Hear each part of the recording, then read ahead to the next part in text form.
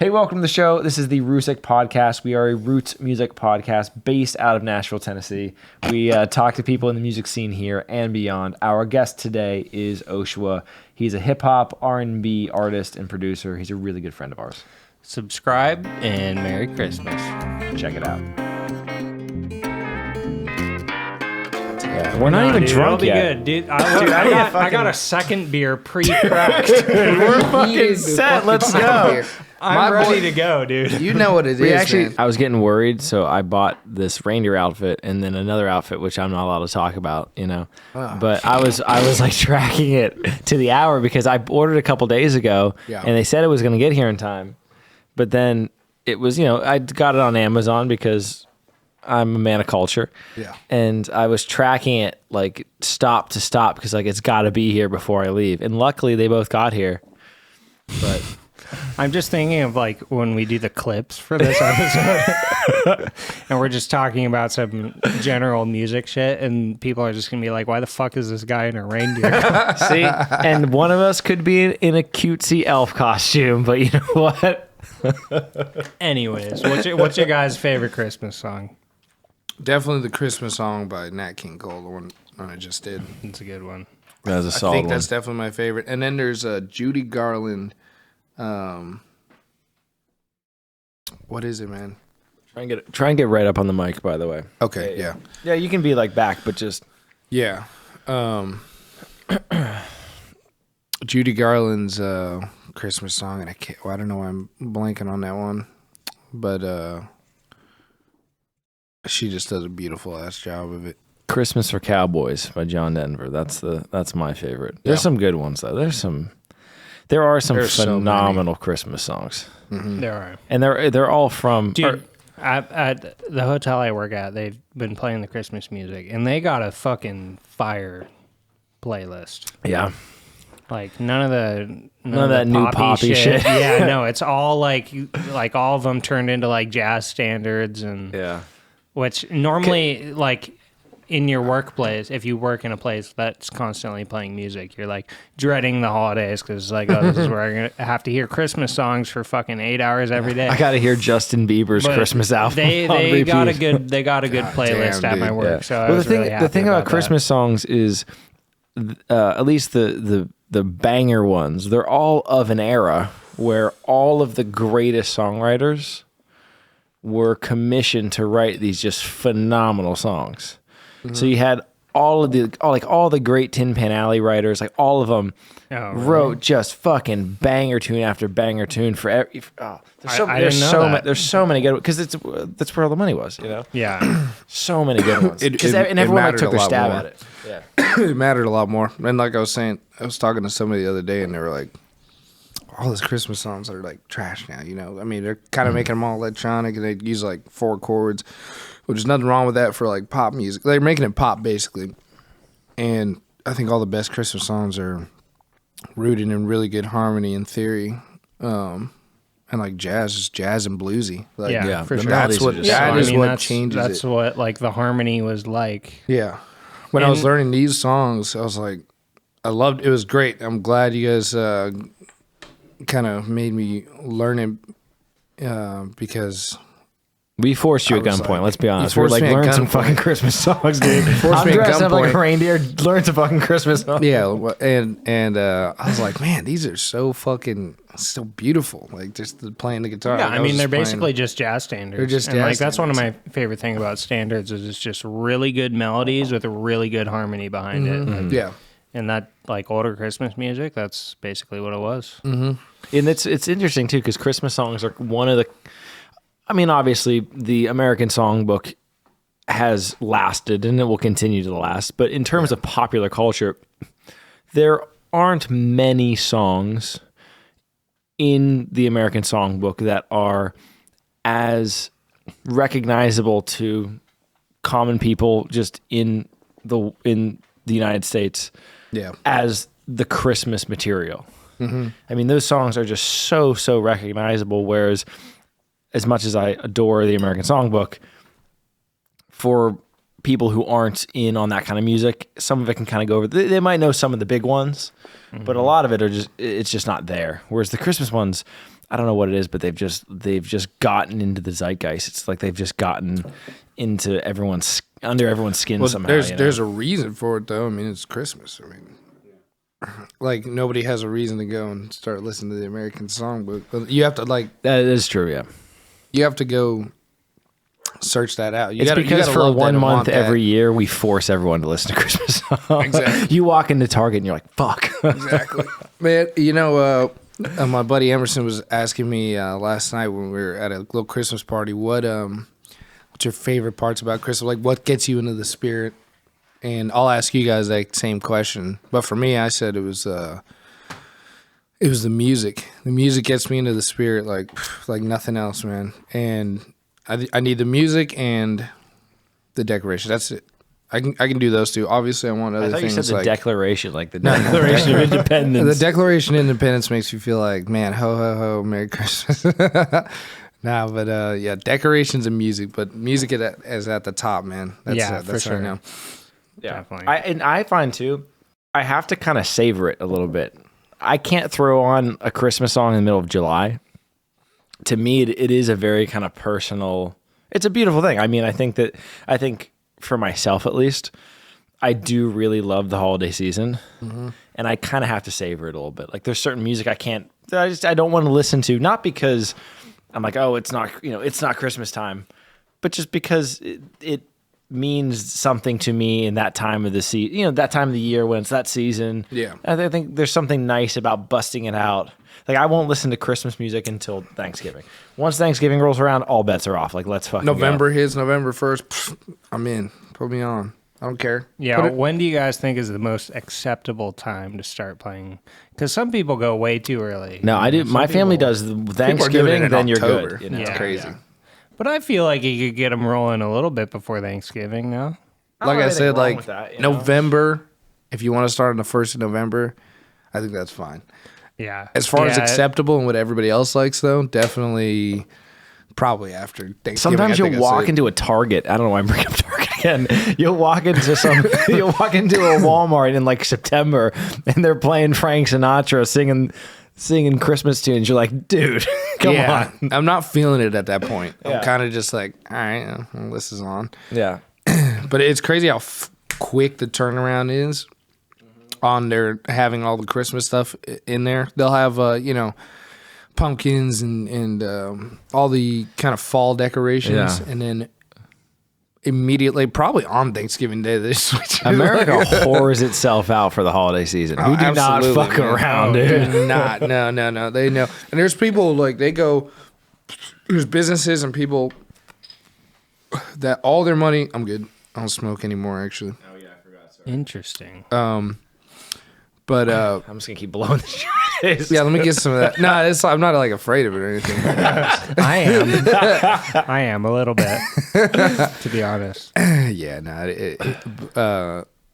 I don't know what I was talking about, dude. Oh shit! I'm sorry. I know second- you were talking. secondhand You were talking smoke. about they put all the fucking decorations out in the stores, like the fall decorations, and they'll switch it on a dime for the Christmas stuff.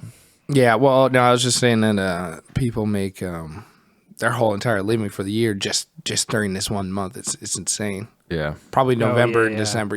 They're only like Christmas stores and like individual people. They're like, oh yeah, this is my time of the year to make stuff. It's like I sparsely make money the rest of the year, but yeah, it's true. which is crazy to me. I'm like, oh yeah, man. I'm like, Yeah, it's kind of a scary business model if you're. That's what I'm saying. Yeah. Like, I'd be worried about that. Like, I would love. Well, to think of the profit you're making. Like, how much do you think an ornament costs to make? Like, you probably That is true. get them shipped Hallmark in from is- China for Hallmark like is not 10 messing cents, around. and you sell that shit for like $25. You Yeah. know what I Can we mean? talk about those ornaments for a second? Yeah. One thing that I'm really we need to talk about this. This is crucial, very important. This is on my list of stuff to discuss. We have to talk about. No, ornaments. listen to me right now, man. I'm tired. All right, I want to go back to the days where ornaments were dangerous because they were made of glass. Are they You not remember anymore? Everybody's got plastic. They're all ones. plastic They're all now, plastic yeah. now. You go into the store, buy them. You can get glass, but That's now kinda lame. I feel like that's like Yeah. fancy now. You're too like that's Yeah, it's like pinky up. That's I've got part of the glass charm of ornaments, yeah. a ornament is that you can break it. Exactly. That's what I'm saying. Like, I miss or you can throw the it danger. at someone, I miss sweeping it up after fucking it up, running and like past think the like Christmas tree. when Dad gets drunk and like knocks down the tree, like it doesn't make the same noise anymore. And like it's easy, you don't have to worry about walking anywhere now afterwards. Yeah, exactly. That's It's part of the thrill. Yeah, man. That's another one of my favorite Christmas songs. Another John Denver one. Please, Daddy, Don't Get Drunk This Christmas. Yeah. Great fucking song. I don't think I've heard that one. Oh, it's a great one. Is that real? Yeah, it's a real one. Yeah. That's wild. It's a great song. I can't wait for my kids to sing that song to me. When's like the last Christmas song that's like considered a standard? Because I feel like there's never any new ones, right? Yeah. It's always there'll be like new recordings of like the covering like an old song, but like They always there's no like new popular ones that like become played every year. You know what I mean? Yeah, I I'm feel sure like people try, but like none of them ever really stick. that's true. I'm trying to think if there's anything. I think they're big. trying to modernize it a little too much, as in like pop Oh, it out for sure. too much. Yeah. Yeah. They need to like take it back. Well, that's or, what the people you know. like these days. Do they though? Unfortunate. Because like I mean they like that all the Not rest people of the year. like but, us because we're like into music and We're shit, better but just than like that. normies. But people still like the classic Christmas songs. Like people still like Yeah. the Christmas song by Nat King Cole. People the thing that's interesting about it though is because there was a time when the popularization of those songs was being done in at the time a contemporary way, right? So whether it's just use an example, whether it is someone like Sinatra singing these tunes, right? That's different than in a modern context where you'll have someone like Lady Gaga or Justin Bieber do an album and you're like, Did they do Christmas albums? I don't know. I'm just using them as, I'm sure they have. There's no Justin way in Bieber hell they did. don't have a Christmas album. You know who I really like that did one? That's not like he's still alive. Is Michael Bublé, man. Yeah, Michael. Yeah, everyone but kind of turns him he didn't into have any new Christmas songs. Yeah. Aren't those all like No. cover You're right. You're right. Yeah, you're but right. he's just saying as someone who put out a Christmas. yeah. Yeah, it's true. Because people would redo them, but they always redo them all weird and wacky. But he stuck to it. He Yeah, stuck he to stuck it, to it. and fuck it, he did a good job. I like his voice. Yeah, there's a lot of stuff. inspiration, Would you ever want to record a Christmas album?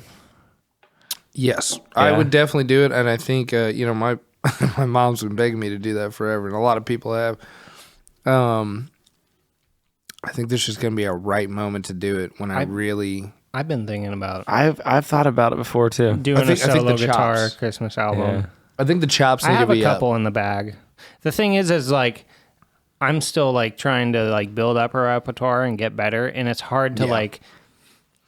like put effort into like learning tunes that are only good 1 month out of the year. You know what I mean? Yeah. But True. I do want to get a good chunk of them together. This is the real serious question. So I mean, everyone's interested in like when is it acceptable to start playing Christmas music? But when do you have to stop playing Christmas music?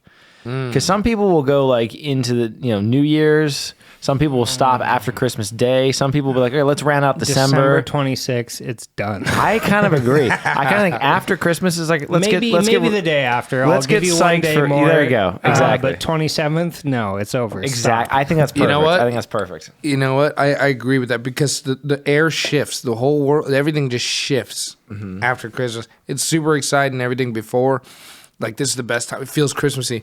But as soon as it's over, it's like everybody's getting geared up to get fucked up on New Year's Eve and go fucking nuts. Yeah, the And vibe everybody's changes drastically. The vibe changes. Everybody's like, all right, it's time to fucking. I'm changing this year. Everybody does their. What's everyone's New Year's resolutions. resolutions? Let's hear it. What's everyone's New Year's resolutions? Brian, why don't you start?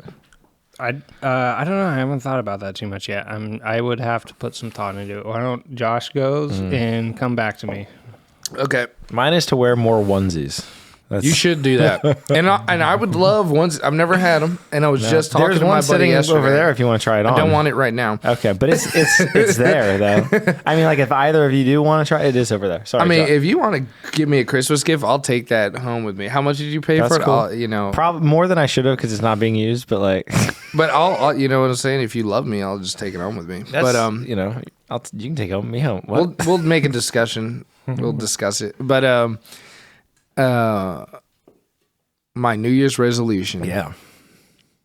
I'll be real. I haven't thought of it either, but I think I don't think of it as New Year's resolutions. It's like when the new year comes, I'm always like, all right, this year I'm going to kind of do this or that. But Mine's probably make more music. Get back into writing and doing all that stuff. I've been like working on a lot of other things like my health and working out and learning and growing in other ways. But now, I'm like, all right, I feel like doing music again. And this podcast for sure made me be like, oh man, I need to build my arsenal. You know what I mean? Like, so I think that and try and become a millionaire. That's definitely a good one. is a good. Can't go wrong with that. I'm gonna hunker down on that one right there. See about doing what's some your plan different to do that? You got any no plans yet, business man. ideas? No business ideas yet. But that's something I'm like, all right, I need to take a day and just like make a plan, man. Make a real serious plan. Something outside of music. Music is always going to be the forefront of everything. We chose a podcast, so that's probably not the right move. But like, there's a lot of other good things. The millions will start coming in soon. I got New Year's resolutions. That's always hard. My family has this thing where like we like all write something in every year. Yeah, and we throw them in like these little jingle bell things. Yep. I think mine's to be taller this year. How you gonna do that? Probably bigger shoes. That's probably what's gonna have to be, or like hats. Start wearing heels. Start wearing heels and hats. Yeah. I'm kind of scared about how the internet knows about me, man. Because what am I, 5'8", 5'7"? They're always marketing these fucking shoes with boosters in them. They just know you're short. They're like, hey, yo, fucking midget motherfucker. Like, can I say that on this? You have a tall fucking demeanor, dude. You have a tall demeanor. That's what counts, Yeah, no, I do have tall energy. I also have big dick energy too. Even though I got like about 3 inches on me, probably. Yeah, as long as you have the energy, that's all that matters. They feel the vibe. But then once we get there to the action, it's like, ooh, what happened? It's disappointing. Like a sequel. You know what I mean? Yeah. The first movie's great. Everything's going good. So watch the second one, you're like, oh, jeez. Unless you're Lethal Weapon, in which case it's just bangers all the way through, Hell yeah. Yeah. Or Die Hard's like Oceans. that. Die Hard just kind of goes downhill. You really peak, and then it's just, yeah. You know what got better? I was going to ask, what's the best sequel? You know what got better? Well, sequel. I don't know about sequel, but Okay. but What the got series better? What of got movies that got better as they went is Harry Potter for sure. I love Harry Potter. I don't think Dude. No, just kidding. You haven't seen it? Well, I've seen maybe the first 3. How many do they do? There's like 7. Well, there's 7 books, right? 7 and books, there's 8 movies. Yeah. Yeah, there we go. You haven't seen it? Really, they got better? Absolutely. Yeah. The thing is, I haven't. So I, read all the books as a kid, and then watched them as they came out. Obviously, that was just feel like that's kind of our generation. But Yeah.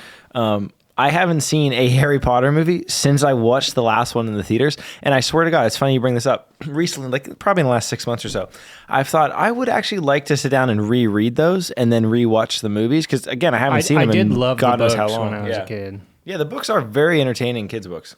Alexa, can we get uno más cerveza, por Una más favor? cerveza, por favor. Gracias, Alexa. Oh, yeah, I should do that. Or I'm actually, definitely trying to do a marathon of. What I could do too, which honestly, this is probably what I'm going to end up doing. Actually, is I should probably just have some kids. Thank you. And then like I'll make them read the books and watch the movies, and then it'll be like on in the background. Brian, you were really fucking this up, man. You had one damn job.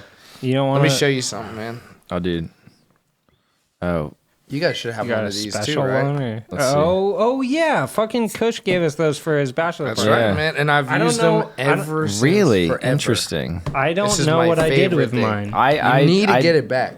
I know. It's got to be somewhere. I wouldn't have thrown it away. I got it on my keys. I got some on my keys too, and in the wallet. So at no Dude, point you're will I ready not to have drink them. at all times. At all times. At all times. I That's have good. to be. Are you going to shotgun a beer tonight, Brian? No. All right. Well, Crack the glass. I mean, I mean, like the night is young, anything's possible. Anything is possible. Not ruling anything out. Look at that. You got some lined up there. Wow.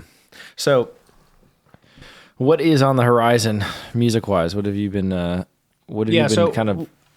Sorry, go ahead. No. I was gonna say, like, what have you been bouncing around in your head? What are you thinking about? I'm thinking about. I'm thinking about not thinking so much, dude. Me too. Yeah. Yep. It's a problem. It is a problem. I know exactly what you're fucking talking about. I've just let go and don't care anymore. Yeah. No, That's where I want to be. Hence the reindeer costume, dude. But that's it's where I hard want to be. do that though. Like, Yeah. But yeah, no, I know exactly what you're talking It about. really is. It is. And I have, dude, I mean, it's pathetic. I probably have at least 1,500 like beats and half written songs on my laptop easily. And I need to finish them. And I need to just start putting them out and stop worrying about like rollout and getting everything perfect and being this and that because it's really just hindering me. So on the horizon, and maybe we'll just throw this in. Why don't you put them out? Is it because you have like a perfectionism thing where you're like, oh, they're not ready yet? Or yeah, it's perfectionism like... and like I just want them to be like, I want them to be songs. It's crazy, man. I want God to come down from the sky and just be like, yeah, I deem you the best songwriter artist in the whole world. And if I don't have that song, then I don't put it out. Like there's some mental block in here, and that's one of those things. Dude, I'm exactly the same way. Mm-hmm. It's not that it shouldn't be like that. Like sounds I've had like people at come. least you finish stuff though. Yeah. Well, not a lot. Not a lot. Dude, not a lot. It's hard. Yeah, we had someone in here not that long ago, and one of the things we were talking about was it's difficult when you are trying to curate an image of yourself to present out there to the world, and you feel like everything that you do creatively has to fit into that image somehow. Yeah. And then at a certain point, or at least for myself, but I think this happens to other people as well, you just say, fuck it, I don't care anymore. And whatever, and not because you don't care about the craft. I mean, my love for the craft is just as strong as ever, if not stronger. I think that you continue to care about that, and you continue to fall more in love with that every day. But my relationship to that image is different. Now it's like I don't really care. You know what I mean? And I think that's a kind of a powerful place to get to, and that's a hard place because I think for people like myself, and I think you're the same. You're very much the same way, Josh.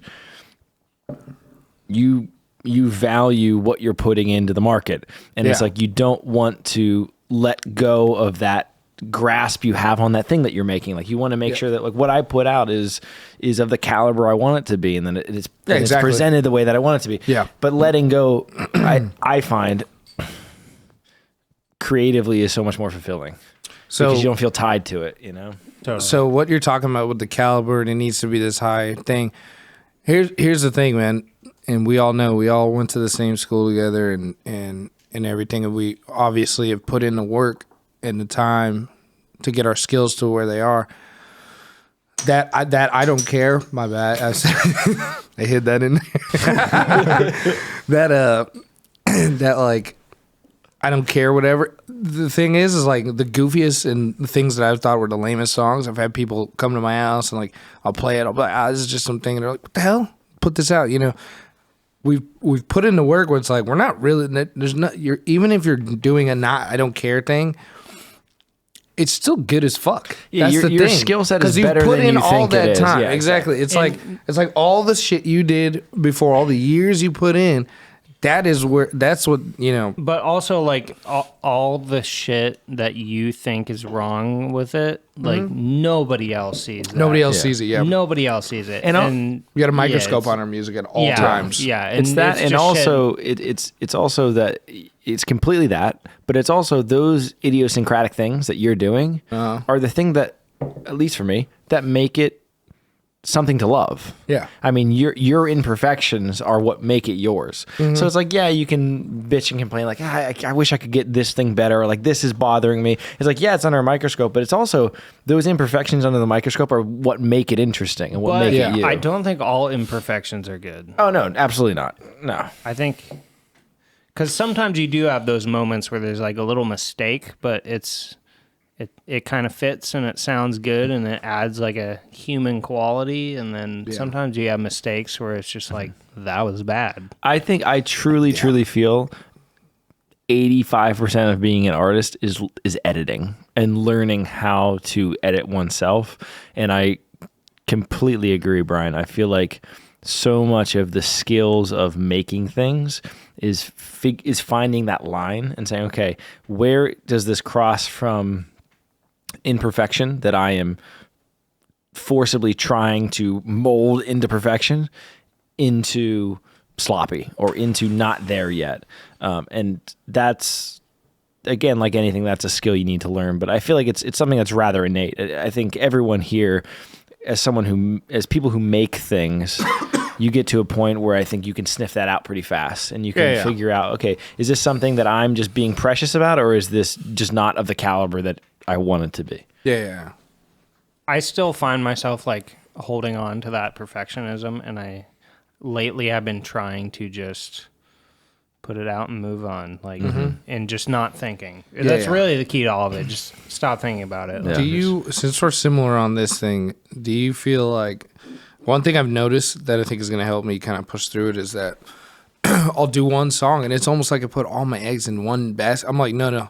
I produce. I'm a producer. So when I make something like a beat or whatever, a production, it sounds so good that I'm like, okay, my words and what I do on this has to be incredible because this is such an incredible, in my mind. But I think that those thoughts only get in the way. Exactly. Like, really, what you should be doing is just literally don't even think about it. Like, okay, this beat is done. Like, let's put something over it.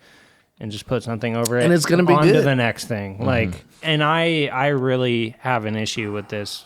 I'm starting to get over it, but for pretty much my whole musical life, I've had an issue with it of just like really getting stuck on something because I think I just have to make it the best thing in the world and everything about it, and like this has to be a certain way, blah blah blah. Like the end result of that is you never get anything done. Exactly. You have to just finish it in some capacity and then move on. That thing's done. On to the next thing. And otherwise, you just don't get anywhere. And I think it really does come back to what you said earlier, which is trusting your abilities and understanding that, no, if I've done this correctly and I'm trying my damnedest here, I have the abilities to do this well. And I've put the time in to do this well, and just trusting that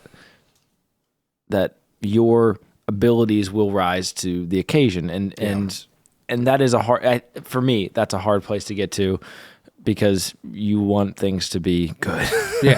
It's also crippling because you're also like, I know that I have this ability. So then it's a fucking cycle, it does feel like an it endless just cycles cycle, back around. It's like, I got the skill, but now I'm being too perfectionist because it's never I know it's never going to be where you want it. You're always like, oh, this could be better. This could be better. You know, you could spend a million hours on one song. Yeah. The need for detachment and letting go, I think, is big. Yeah. I think you do need to take that leap as a creative person. For sure. Yeah, I think that's like my number one thing that I really need to get over, and I'm starting to get there. Yeah. But So I also wanted to ask, do we think elves are real? Christmas elves, not like other elves. No. No? Really?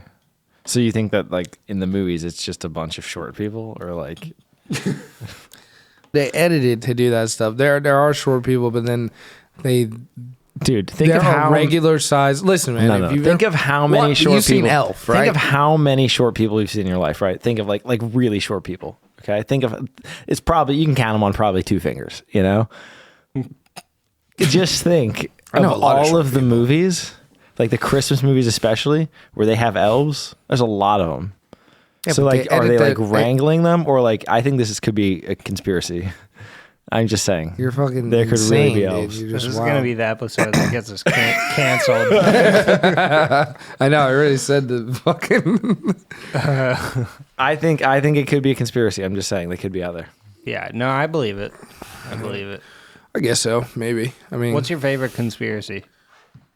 What's one that you really think holds has a hold on you? You know, my buddies and I talk about, well, mostly my buddies, I just listen while I talk on the phone, while I drive trucks. They talk about the... Yeah, thanks for all the calls. Yeah, shut up. I don't know if this is a conspiracy. Can I say something off topic?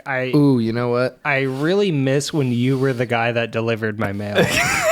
Dude, I missed that too, because then I would pop into his house, we'd play Smash real quick. I used to live on his mailing route, and whenever I'd get a package, it'd be fucking Josh who came and delivered my mail, and he'd pop in and hang out for a second, like play a couple rounds, and I miss it. Dude, that was so nice, dude. That's such like a Mr. Rogers thing. That's so nice. It was very clutch. It was awesome having one of your friends deliver your mail for you, man, because I would put myself on break, and if I didn't bring food, like pack it or pre-make it, I'd grab something down the road, usually at Lindo, Mexico, get like that shit smacks.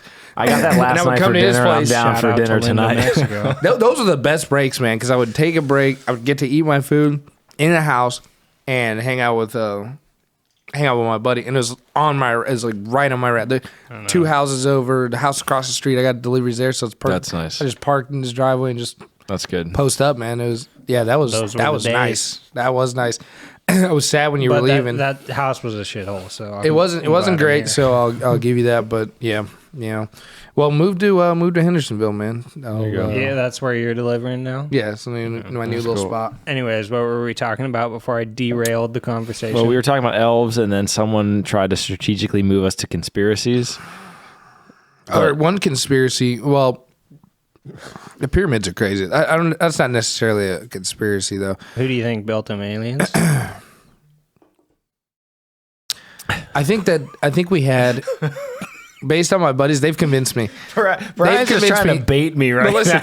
They have. It's like, say something ridiculous, I dare you. They have convinced me that civilization was a little more advanced than it is now. That like the world had somehow ended and now it's something else. Oh, yeah, I've heard those theories. Yeah. See, I just think people don't realize you can get a lot of shit done with slaves. You can get a lot done. Yeah, but they can't. The way that shit's built and the things they would have needed, we don't have the technology to even build those now. So we think the pyramids are like the top tier.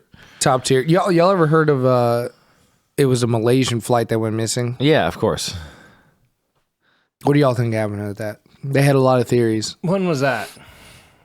I don't remember when that was. 80s? I don't. Because there's a lot of flights. One went missing and they never found it, right? There's been a few that got missing. It was like late 2000s, no? So I think it was 2000. It was late 2000. When I think of something like that, here's where my brain goes. You're right. Okay? I said 80s. I don't know why I said that. Could be. I just try to separate myself from the possibility. It could back then tons of planes. Well, I got a flight coming up in February, and I'm worried I'm gonna go missing. So that's why I was like, no, 80s, way back when. Yeah, that was normal in those days. Yeah, no. In my mind, it's like, okay, you could either plane gets abducted by aliens, plane flies into another dimension, or plane crashes into ocean and we never see it again. Like, what's the most likely? What were your three? Say again. Well, no, I'm just saying. Like, there's a lot of. No, I want to hear that. Tell me that again. Well, think so. Like, plane gets abducted by aliens. Okay. Scenario 1, kind of unlikely. Scenario 2, plane goes through an interdimensional portal, ends up somewhere else in time and space. Also pretty unlikely. Or, pilot gets a little drowsy and we crash into the ocean. So how do you go? Or I guess into the mountains, portals and abductions to something cash, just crashing. Well, that's what I'm saying. If you're just thinking what's the most likely scenario, probably not something all that exciting. Aliens for sure. Yeah, it was probably a lot of screaming and an explosion. Well, let's talk about that for a second. Yeah. I believe in aliens. Do you guys? Oh, 100%. Yeah, absolutely. Dude, have you heard about all the shit that the government is now admitting to? Kitty's going to town. Why are you drinking my water? On the water. Guys, we're really off topic for Christmas, and I really enjoy that. I think this is nice. I like talking about government conspiracies in a reindeer costume. They are great. We should. Yeah. This is good. No, there's definitely aliens. Let's be honest. There's I don't know if human beings have ever or will ever have any interplay with those aliens, but they have to exist. They exist, and there's definitely interplay. You think so? Like, they've been on Earth. The stuff that has happened, like the incidents with UFOs, or I guess UAPs. UAPs now. That have been acknowledged by the government and confirmed, like, yeah, this did happen, and we have no idea what the fuck it is. Yeah, but if you're the government, that's what you're at this point in time. They probably know more than they're telling us. Here is my thought. Okay, here's my thought with all of that. Yes, I think that there have to be aliens out there. Again, I have. My thought is this: if they are interacting with us in some way. All government bodies, yes, we know throughout history that all government bodies have some form of conspiracy that occurs at one point or another, right? But I don't think people are that good at keeping their mouth shut if there were fucking aliens. That being said, it's also a very, very good cover if you are a body of government. Throwing your hands up and saying, yeah, it could be aliens is a very, very good cover. For other mischievous things that you as a government body could be doing. I will always chalk this sort of thing up to what is going to be the most likely scenario. And in my mind, most likely scenario is there's not aliens because people can't keep their mouth shut, and it's probably some form of government testing in some ways, government technology. But that being said, let me finish this out. I would argue that's less likely. No, but then this is where I kind of stab myself in the foot, because at the same time, if we have all of this crazy advanced governmental technology, then my argument just eats itself, because then people wouldn't be able to keep their fucking mouth shut about that either. If we had technology that could do the things that we think. So frankly, I don't know. And but so what makes you think people are keeping their mouth shut about it, though? What do you mean? Because you haven't seen it? Clearly people aren't, because people talk about it. People talk about it. People talk about it, but it might not get to you. It's not a viral video. It might be something that only like 150 I guess what I'm saying is, if it was, I feel like there would be a just innate virality to something like that. That would be just enticing. Bro. If I saw an alien tonight, and I made a video and posted it on my Instagram, you think it would just go viral? It wouldn't. You're talking to aliens right now, dude. If you guys were aliens and I went online and I was like, yo, I saw one or whatever, who's going to, you know what I'm saying? Like, so you say what's the most likely scenario? Like what they have radar evidence of these things doing is going from 0 to 1,000 miles an hour instantaneously, and then stopping on a dime. Like, not only do we not have anything that can do that, if we did, any material we would build it out of wouldn't even be able to withstand. Let me play that. Let me play that out. Literally. So again, this is what I mean, though. If that is the case, right? Because you got eyewitness accounts, which the human error is just going to be in there, right? Mm-hmm. But then you have something like this, where you have something picked up by our established technology that seems to function outside of the realm of our established technology. Mm-hmm. Well, you have one of two options then, if you're going to continue down this way of thinking.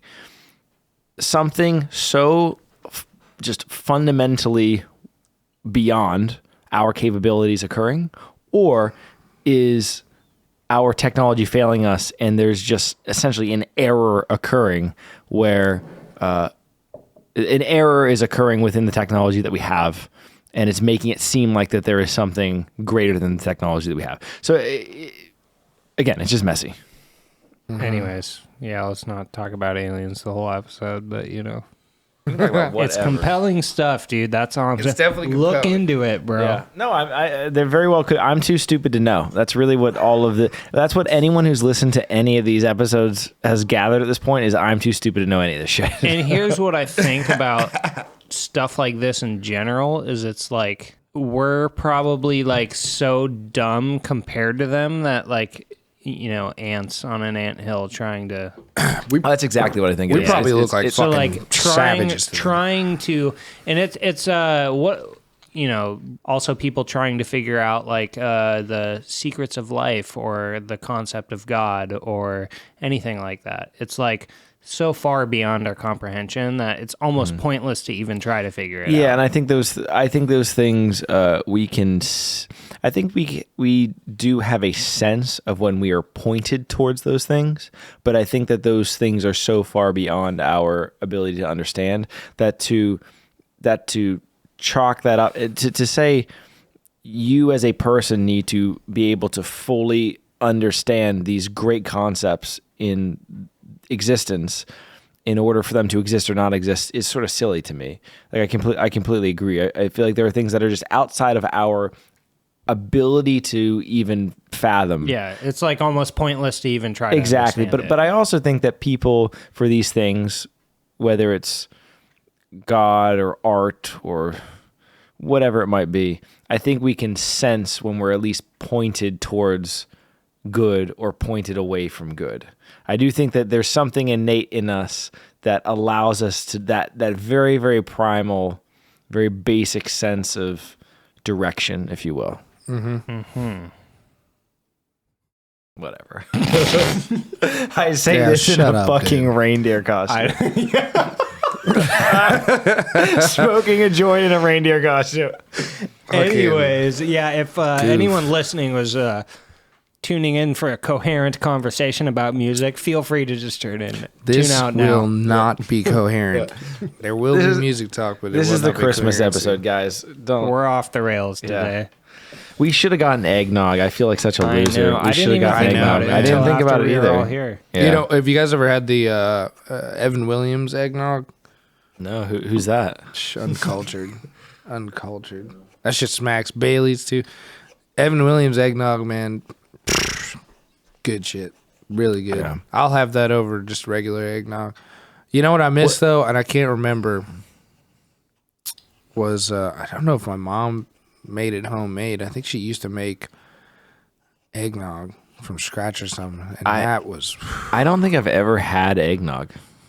You're lying. No, I'm being serious. I don't. What is it? Because in my head as a kid, it was like eggs and milk. I have had it. There are I have had eggnog, and I don't even know what it is. There are eggs in it. When you make it from scratch, there are, and it kind of gets foamy. Is eggnog innately alcoholic, or do we add alcohol to they eggnog? have they sell like non-alcoholic versions of it, but like it is traditionally, yeah. when you say eggnog, it's like a drink with alcohol. Okay, I wouldn't. Yeah, I think it is like whipped up egg white. Don't we have a person who can look stuff up pull this up for us. Alexa, pull up. I'm kidding. You need to be our Googler. Yeah. Can I get some water? You could suffer too if you want to. Got you. You know, kind of don't like suffering. That's fair. I mean, I do in a certain way. When was the last time you cried? Last time I cried, man. I think I know. You think you know? I think I know. Probably 2019. Probably 2019. I don't remember last time I cried. What kind of cry we talking about? Like just like a casual, like little drop. Montez passed. I cried for like a week straight when Montez That's right. passed. Yeah, I did. It was the initial call that I got from you, and I was like, "Oh man, what's going on?" And I was sitting there just at the house, and yeah, you gave me that call. Yeah, that day I cried. That day I definitely cried. I didn't really cry much at the actual funeral. I don't think I really did. Was wild. That was wild. That was a something fucking crazy experience, dude. Spurlock and I walked in there first and saw that they had, because we had no idea. Yeah, and saw they had him, and I think we knew ahead of time. No, did we? Yeah, I don't remember we did. knowing, but we looked at each other and we're like, "Fuck, we need to tell them." Yeah. So how did you guys feel about? Having gone to an open casket funeral, how do you I've guys... been to open caskets, but not. See, that was the first one I've ever been to. I've never. See, here's the thing for me. I think the only open caskets in Latin America, open casket funerals. Yeah, okay. The only open caskets I have ever been to up until that point in my life was for much older people, and yes, there is something bizarre about it when you're looking at an older person. But it feels more it feels less strange, I think, because it looks, at least on the surface, it looks closer to how they were there. But with someone so young, it's so jarring. It's so. It is. Like I remember, like I walked up to him before he left, and I was like, or I say him, but it's not. He's not there. You look at it and you think, like, that's not who that's not you. I found it really weird. I guess like I remember asking someone about it, and they're like, "Oh, the logic is like." It gives you like a moment of closure because you get to see them one last time. But I don't get it. I didn't feel that at all. It made it so much worse for me. I was like, I really hated that. Yeah. I had already said what I needed to say to him, and so looking at him, it was just this weird feeling of, oh, that's not you there. Like it didn't feel like anything to me. It felt like they could have had anything in there, and it would have felt the same way. It was very strange. Like I didn't expect that.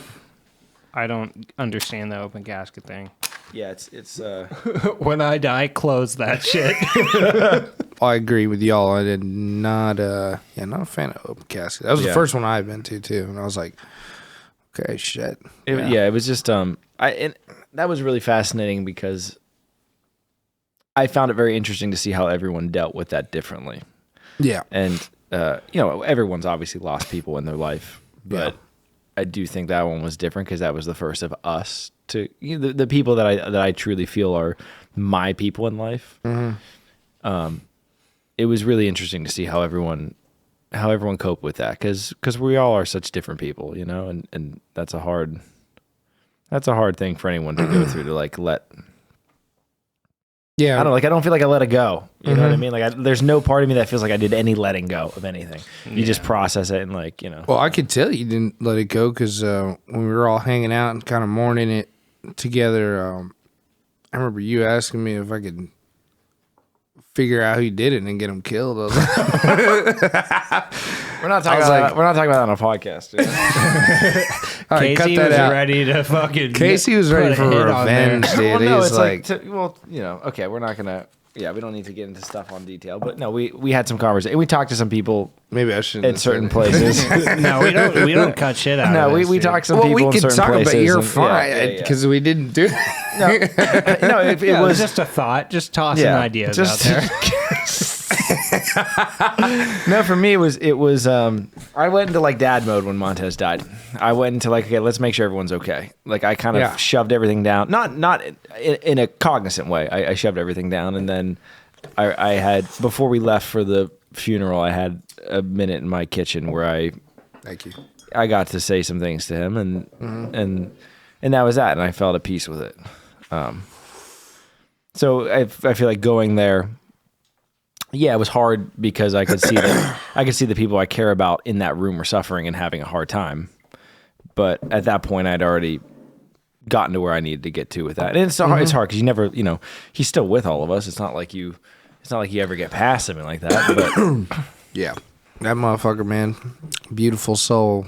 Beautiful soul. I'm so fucking glad he's gone. I didn't want to say that. Beautiful soul. One thing I definitely thought about was like, man, out of all of us, that guy, man, dude, he'd be saying shit if I was gone. That's what I kept thinking about. Is like, don't. No, I don't mean that in a bad way. I mean in a good way. Like he would be the one if one of us had gone to be making light of the situation in however he could. And we definitely did. Like I remember making some jokes and all that stuff, of course, but. Yeah, I was always like, man, like the most jovial, sweet, kind-hearted person that really had big emotions.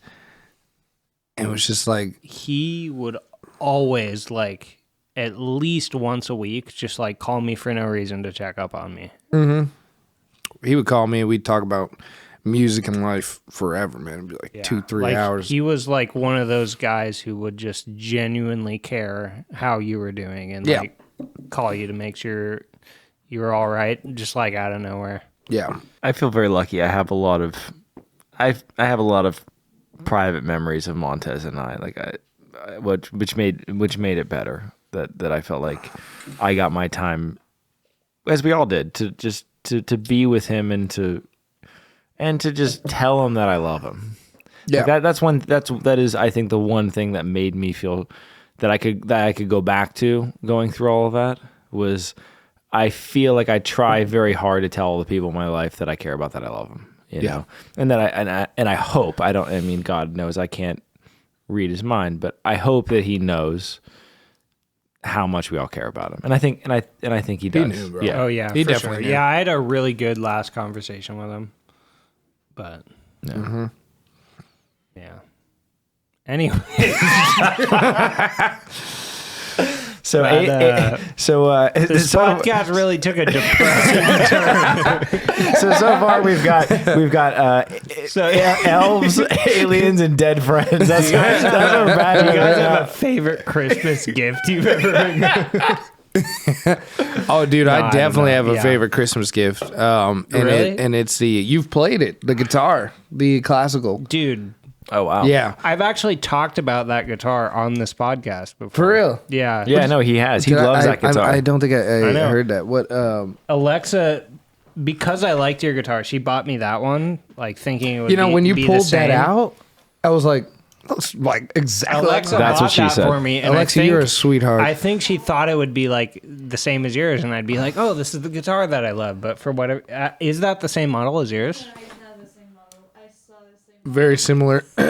I'd have to ask my parents, because they that was my Christmas gift The from one them. you have has got a little magic in it. There's magic Dude, that's in the it. thing about guitars that's so interesting. Is They're like like people. Some are better than others.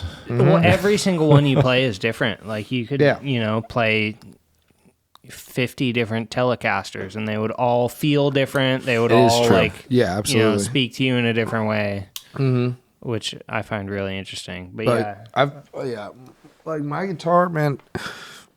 that little Yamaha you have, I love that thing, dude. Which Yamaha? Like the little classical one you have. Is it Yamaha? That's Is it? funny I don't as hell even that know. I don't think it is Yamaha. I think it is. I'll have to look inside of it. I don't even know. That's kind of crazy.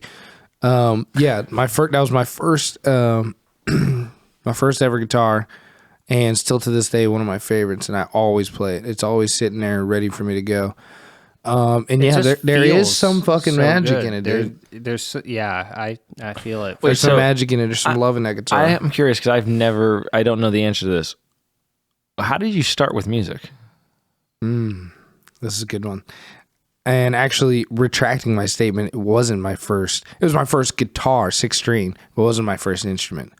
How it happened was, I watched School of Rock with Jack Black. Dude, same. Yeah, are you serious? Oh, really? That was like the reason That you is got into it? crazy. Well, I took guitar That's lessons for funny. years before that. Like I took guitar lessons since I was like 8, but then I saw that movie when I was probably 12. Yeah. And it was like, fuck yeah. Dude, I didn't That touch movie that. changed my life. That's hilarious. Yeah, no, I didn't touch it. I didn't touch an instrument before that, but I watched that, and I think the element of the kids playing in it probably is what also, like, if I just saw a show like a bunch of adults playing Yeah. music or something, probably wouldn't have thought No, about it. that movie really and truly had a profound impact on me. No, it Like, literally really is did. why I'm here today. Why I just now performed. Like it's crazy, and so yeah, I watched that movie, and that same day, that same night, right afterwards, my uncle plays bass and guitar, and it's incredible, man. It's a beautiful thing because every time we get together, we always play, and perform. Because your whole family is musicians, right? A lot of them are. Yeah. I wouldn't say whole, but yeah, a lot of them. Yeah, my sister's sisters like are both solo great, violinist. yeah. My other sister's incredible, sultry, beautiful voice, and she's been getting really good at the instruments as well. Which is always crazy to me because she's like talks about how, she's. I think at first like was inspired just by me doing it. And I was like, that's crazy because you're fucking inspiring me right back. So it's awesome. So yeah, I watched that. And that day, I think my dad or my mom were like, "Oh, your uncle plays," because I was like, "I want to play," and we called him, and they were like, "Yeah, your nephew," and he's my godfather, and he's like, "Your nephew wants to play." Wants a guitar or something like that. So he gave me something that's been in the family forever and ever. I don't know when he got this, but it was a BC Rich bass guitar, which I actually I need to take it to some guitar shop to get it like all fixed up and everything and ready to use. I've seen that one on your wall. Yeah. It's like a rock bass, man. You know, it's got that crazy jagged DC edges Riches and stuff. are metal as fuck. They're metal. Yeah, I got that one. And my first electrical was also just like rock as hell electric, which that one functions, and I play on that a lot. And my buddy just gave me a Strat. But yeah, so I called him, and he was like, "Yeah, maybe we'll hook it up." So I don't know, a few weeks later or whatever, I got a bass guitar, and I was like just doodling around on that. But yeah, that is what first got me into it, and yeah, I did bass, and then I think I took some singing lessons, and I was young, so my voice was really high, so I always thought I sounded like a girl. I was like, I don't want to do this, so I stopped singing. But then one day my mom, and she went to Oberlin Conservatory and was playing piano. Really? Yeah. I didn't know that. So, yeah, she's the musician in the family that got us all into it, but she one day I remember walking up the stairs in this house, and she was on like the banister with like maybe a notepad or something like that, and she was asking all of us, me and all my siblings, what instruments we wanted to play. And I was like, I want a guitar. So I think that Christmas I got that guitar, and that was the one that you've played, and yeah, I instantly fell in love. I took classical guitar. I went to like Flint Institute of Music. And I won a few scholarships just playing classical guitar on that thing. Like that guitar has, you feel that shit because I think it put it into it. How much was that guitar? Do you know? I don't know. I've never Brian wants asked him. to buy it off you. I'm telling you. I swear to God, I know he asked me. 1,000% would buy it off you. I don't know what it is about the guitar. Can I ask you? It just feels really good. I in know. your hands. You're telling me. It feels telling perfect in your hands. I know. Trust me. It feels amazing. It really does. And there's only one other guitar that's gave me that feeling, and it's actually the one right back there, the Paul Reed Smith guitar, the PRS that I have, and that is the only other thing that I've played. I'm like, oh, this gives me that same feeling. There's something just crazy. It's like you said, just like, I don't know, it's just special. But yeah, you know what? I'm going to actually, after this, probably ask my parents about that, where they got it. I guarantee it's nothing like crazy, you know? It's probably one of those like $150 guitars, maybe $300, you know, just something like simple. But that just ended up being it's weird really though, because incredible. like even with like less expensive instruments, like sometimes you can just get a really fucking good like this for sure specific one just happened to be made really fucking well. Really fucking well. And I agree with you because I've gone into the Guitar Center and wherever other like music stores in anywhere in the world, wherever, in every state I've lived in. And I've played on classicals, and I've always been like, oh man, I want to get like a really nice, super expensive one. And I'll play on it, and I'm like, this doesn't, you know, mine's better. Yeah. Like I think that. I'm like, nah, that's mine's mojo, better. man. Dude, It's mojo. That's how I feel about like that amp in the corner over there. That's been my amp forever, and it's that same kind of thing where like any amp I play, it's just like it's just not the same. It's just not the same. I wish I was playing my amp, and I've even gone through phases where I'm like, oh man, I should get a new amp. Like I need to add more amps. And, like, gone around, do a bunch of stores, like tried a bunch out, and it's just like exactly. Like I literally was like, I want to get a classical. Mine's the one. Yeah. You know, like I'm just like, I'm good. You know what? Fuck it. I'm gonna just keep this one. but that's awesome that you found something like that yeah. you like it so What much. what did you audition with? What was your audition song for college? Man, you know what? It was. Good one. Did I have my Breedlove at that time? I had a Breedlove acoustic. I think I actually might have used the one that the guitar we're talking about. I'm telling you, that thing has gone through my life with me. But it was an original. It was a song I wrote. Oh, really? And I went in there, performed my own song, That's interesting. and I got scholarship. What through like that, style too. of music was it? Kind of like I don't know, singer-songwriters type shit.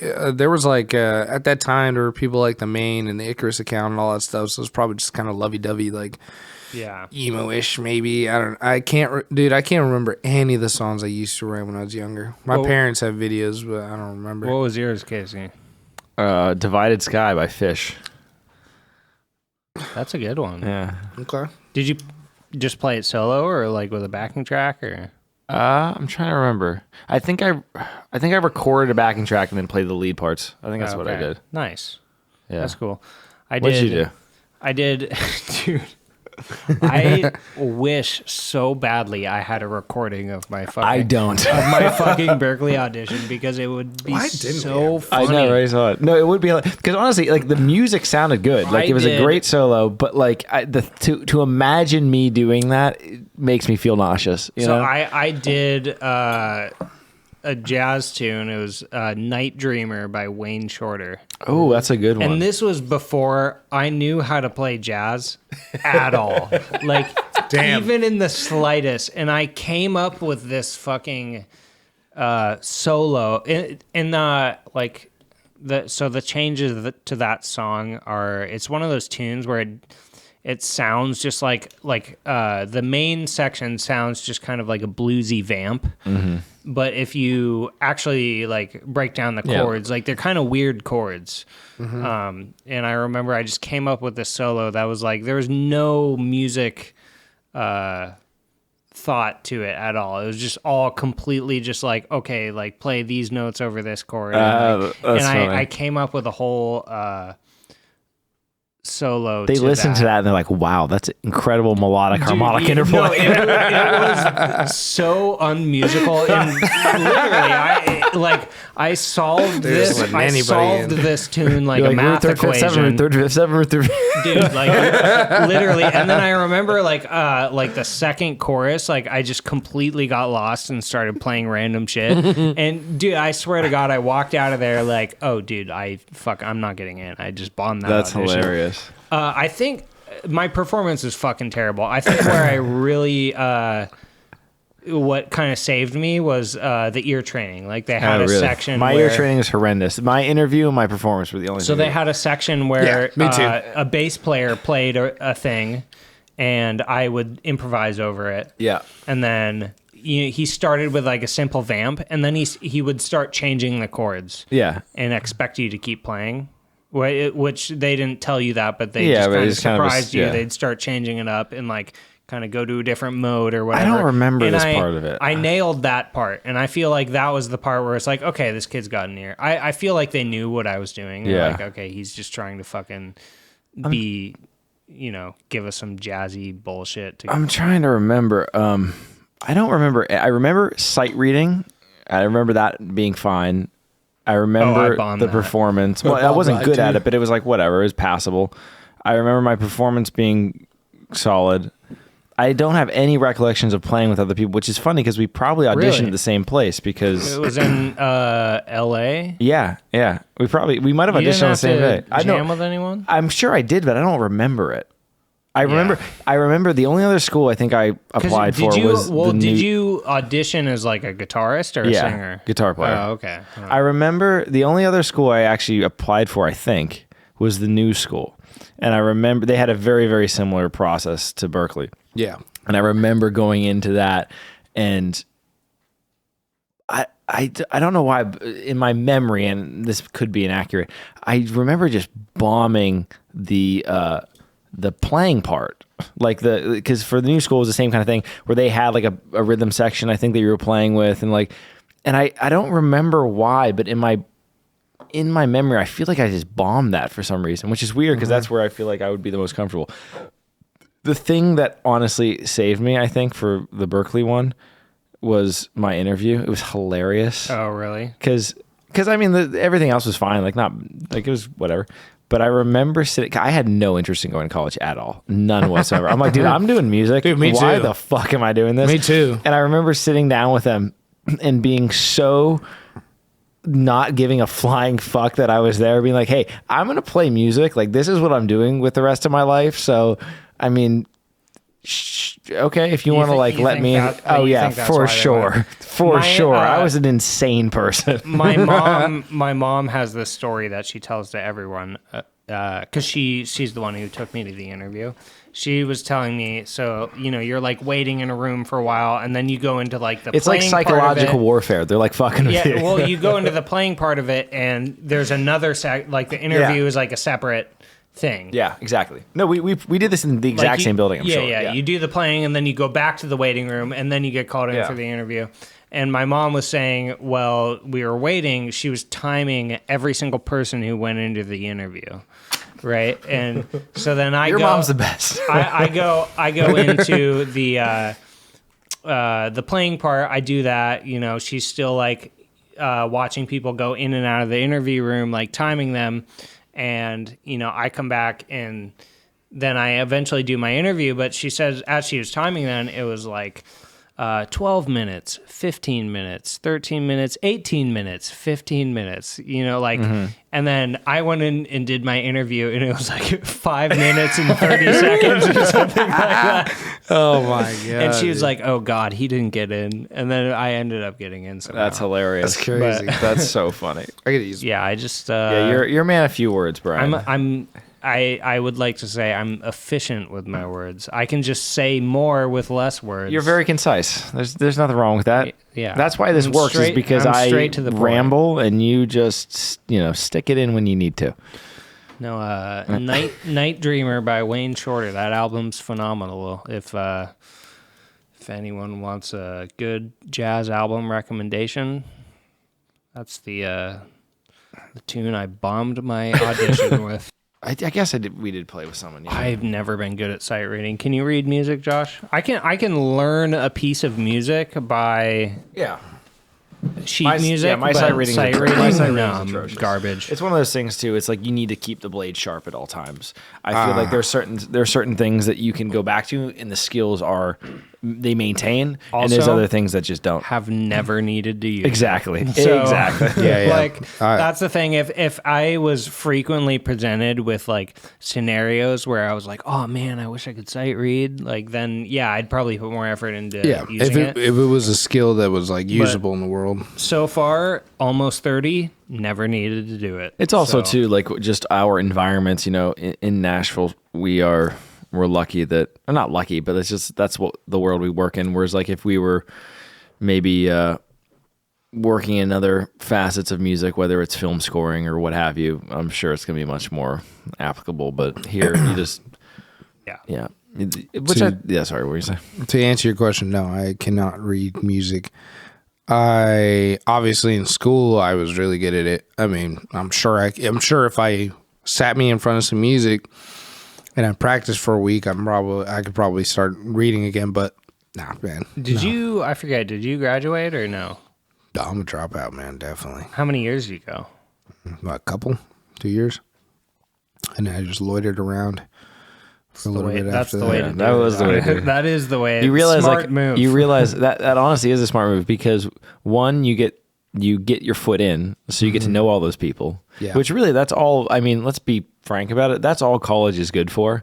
Yeah. Yes, everyone learns things, hopefully, but you're hopefully going to be learning those things whether or not you're sitting in a classroom, if you care about what you're doing. Yeah. But it's the connections you make. So that was the smart thing to do, because you show up, get your foot in the door, meet all those people, continue to hang out with those people, but just not have the price tag attached to it. Yeah, and then like, leave. Yeah. You Yeah, doing shoot. that like is what ended up with you like landing a spot on the Roosic podcast. Dude, look how everything's going, man. on the Christmas episode. I'm on the nonetheless. Christmas episode So, because I mean, I come went to on. Berklee.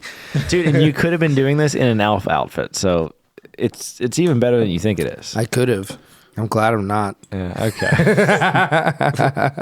Anyways, what else? So we've got elves, we've got aliens, we've got dead friends, and we've got auditioning for Berklee. Audition for Berklee. Yeah. Again, we've hit some real some solid topics today. Very, very solid. Yeah. topics. So what are your feelings on religion? No, I'm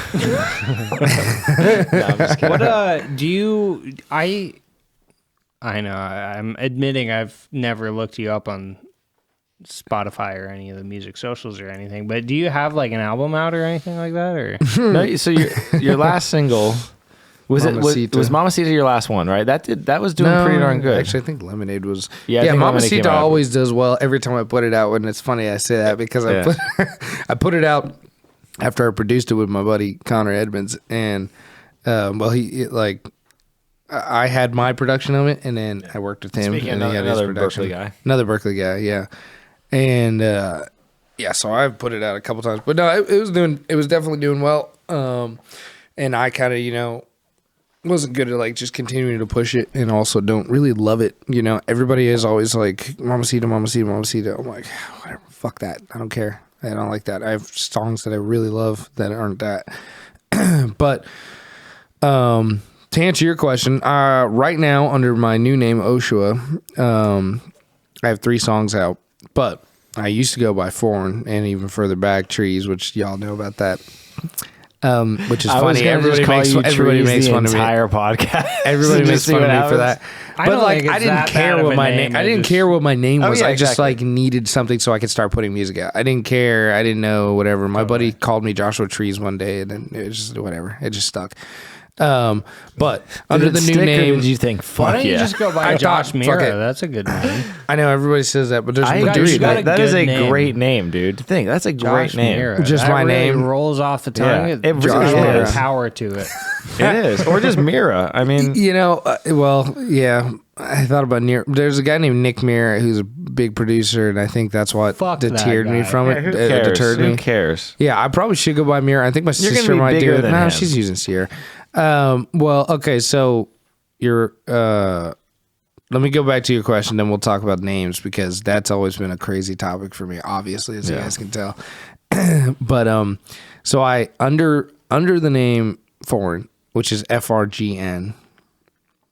Also known as Fergun. Fergan. People used to call me also known as Fergan. All sorts of like I funny was always names. so confused when I saw that. Yeah. It That took was me another s- reason why I had to change it. It took me so long to figure out like what that actually was. To supposed this to day, mean. though, I mean, it's not been that long with the Oshua thing. I still think, fuck, is it Oshua? Yeah, no, people say, but I don't care. Like, well, as long as they long as they they know think it. about it. Yeah, exactly. Yeah, so for me, names have never really mattered, which is probably why they've always just been Yeah, like it's kind of probably a good goofy or thing. whatever. Yeah. But what matters to me is like I was like, oh, it doesn't matter the name, because at the end of the day, my craft is gonna just show, and people are whatever they can call me, Billy Bob or whatever. It doesn't fucking matter. But under Foreign, there is an album out, and the only place you can see it, I think, is on Bandcamp. And it's titled "Songs That Should Have Been Released," and it's basically just a bunch of shit I made in college, pretty much. Nice. While I was hanging out, when I was living in the castle, man. That's what we called it, the house we used to live in. And Was that the house that you threw that guy out naked and almost fought in the street, or was that a different house? Yeah, that was the same house. That was a good. Well, that was yeah, a I good mean, he was house. downstairs, like in my Man, buddy's a bedroom, lot of like shit happened there. he was lot of shit happened at downstairs that in house. my buddy's bedroom, like fucking. Oh yeah, and let's tell this story. Let's tell the story. This was what this had to be 2018, 2017, Probably maybe? 2016. 2016. Oh, Probably Jesus Christ. 2016. Holy This fuck, was way I've known back. you people a long time. Long Jesus. time. Yeah, so I used to throw parties, and my buddies threw them with me, of course, obvious, all of us in the house, but somehow I became notorious for it. Like, I just remember people being like, Who was living in that house with you? we had Anton. Do you remember Anton? yeah, I Good remember buddy, him. man. I love Anton. He was a cool guy. Jose was living there, and Charles Nimbus, what he goes by. Just recently saw him. He came here. Incredible artist. And then there was Rob, and he goes by Sober Rob, producer as well. And we'd all be in there just like going crazy, man. That's how I got so good at it. Honestly, was just living with like just straight up all producers and engineers and stuff like that. So I got really into that. So we were all living there, and we would throw down. We would get a keg down by that liquor store, and we just throw down, man. So I was throwing a lot of parties, and always something crazy would happen, man. Some wild stuff. People would be in there doing all sorts of things, throwing up, crying. I remember. Shitting, pissing. I will remember forever. Yeah, I could be a senile old man, and this memory will be in my head. I remember we were at the house for a party one time. Yeah. And you go into your room, and there's someone fucking in your room. Yeah. And you run the guy out of the house. He's like buck ass naked. No. It wasn't in my room. Oh, it wasn't in your room? That's the only thing you're missing Okay, of that okay. story. That was my buddy Charles's room. I was in your buddy Charles' and I was room. protective of where people were Yes, no, it makes fucking sense. around. Yeah. And you walk into your buddy Charles' room, and there's these people fucking, and you run the guy out of the house like buck ass naked. And I remember we were all outside when this was happening, waiting for an Uber. So it was like me, Brian, Kush, Riley. I think some other. I think maybe it probably would have been around the time. Kush and Audrey. I don't remember. That but I remember getting in we got in the Uber and drove home. Like as you're coming out to like fight this guy in the street, we get in our Uber and we all just look at each other like, see you, Josh. Like we get in the car and drive away. And I will remember forever. At some point, Brian is just 3 sheets to the wind. He can't fucking talk. Yeah. And he's saying how he was worried for you. He didn't want you to get hurt. And Riley, my roommate in college, who I to this day is just one of my favorite people in the world. I love Riley. Riley's just fucking with Brian, and he goes, dude, we need to get Riley. We should. I would love to hang out with Riley. Riley's got to come out to Nashville should. and fucking do this shit. I'll probably see him when I'm back shortly, and Dude, I'll tell him to when come I'm back in visit, Cali, I'll and tell him to come we'll- out. yeah. But so we're driving back, and we're in this Uber, and Brian's saying how worried he was for you, and Riley just goes, "Yeah, I mean, the guy could have a knife."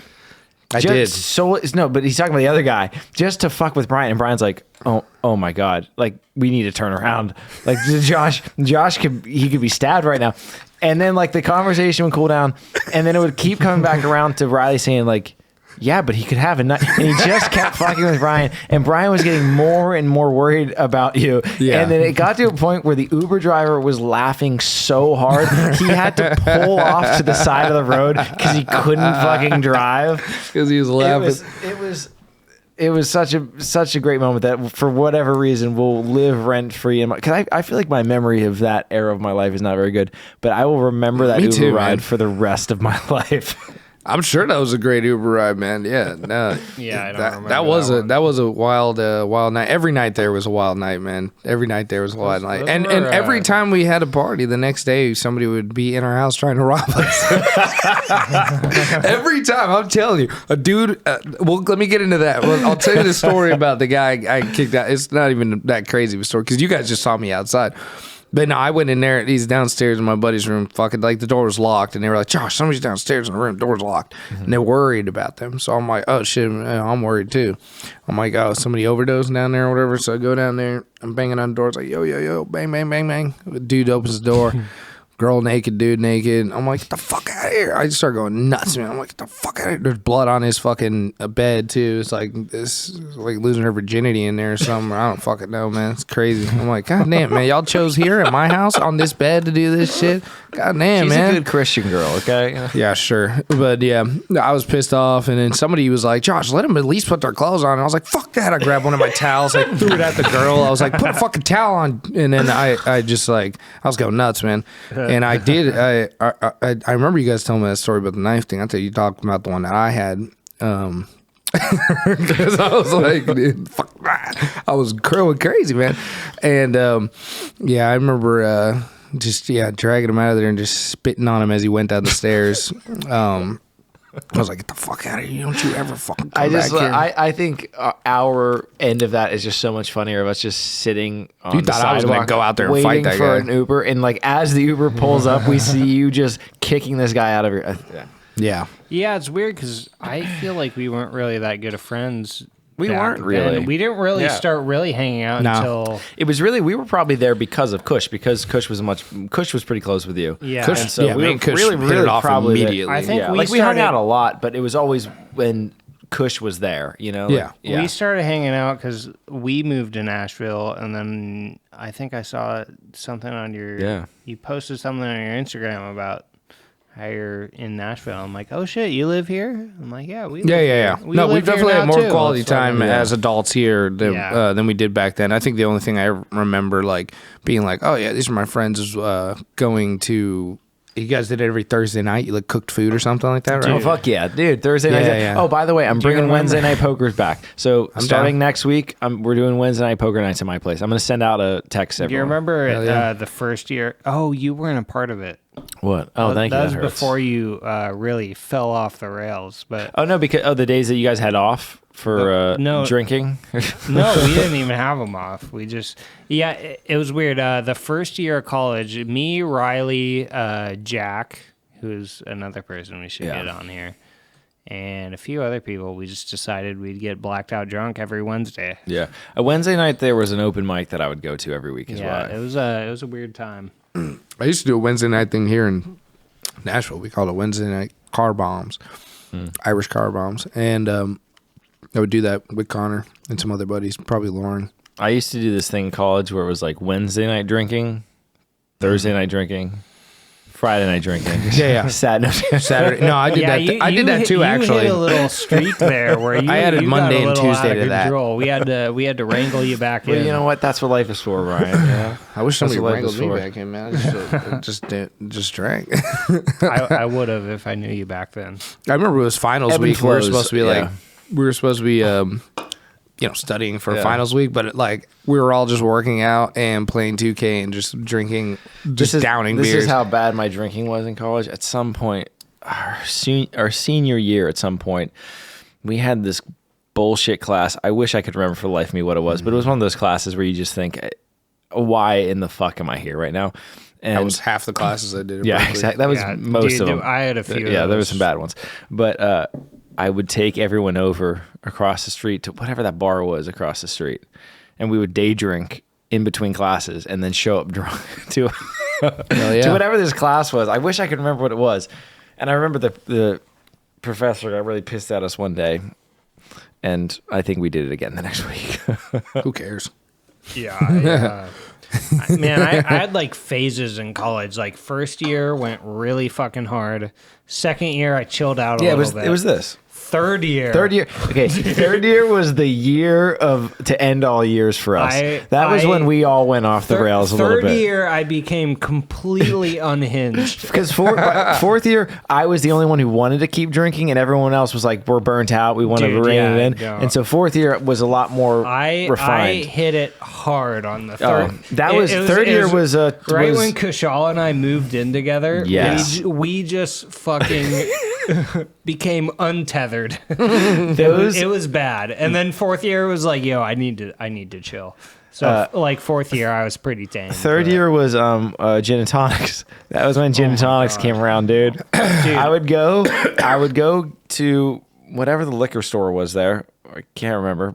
Because Brian wasn't allowed in anymore. Yeah. And what was that place I wish I could called? remember what it was called. Anyway, but I would buy a big. I would buy a big thing of gin whenever I could get.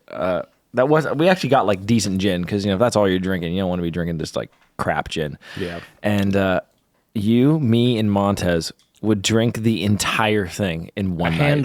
An entire handle in Not a one bottle. night. And sometimes it was just you and me.